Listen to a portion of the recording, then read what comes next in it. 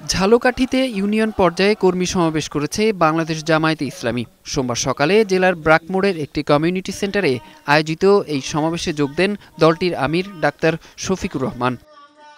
এ সময় জামায়াত প্রধান বলেন, এমন একটি বাংলাদেশের স্বপ্ন দেখতে চান তারা, যেখানে সাম্প্রদায়িক সম্প্রীতি অটুট থাকবে। তিনি বলেন, সম্প্রতি চট্টগ্রামে এক আইনজীবীকে হত্যা করে একটি উগ্র গোষ্ঠী দেশকে অস্থিতিশীল করার পায়তারা করেছিল, কিন্তু তা সফল হয়নি। যার যার কাজ, যার যার ধর্ম, সে তার রুচি এবং তার চিন্তা অনুযায়ী সে আদায় করবে, সেখানে কেউ হস্তক্ষেপ করার দুঃসাহস দেখাবে।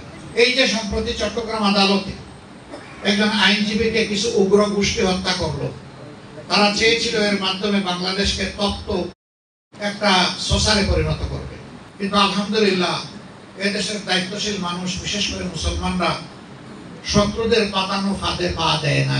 ডাক্তার শফিকুর রহমান বলেন, সকলের অধিকার নিশ্চিত করার লক্ষ্য নিয়ে কাজ করছেন তারা। আগামীর বাংলাদেশকে দুর্নীতিমুক্ত হিসেবে গড়তে সবার সহযোগিতা চান তিনি।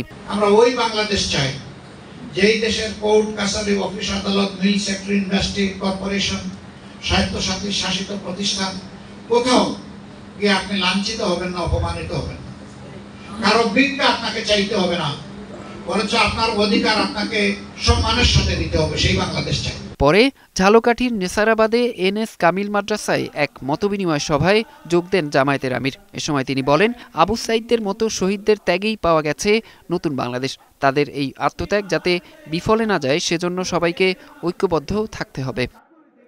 ডেস্ক রিপোর্ট, বৈশাখী সংবাদ।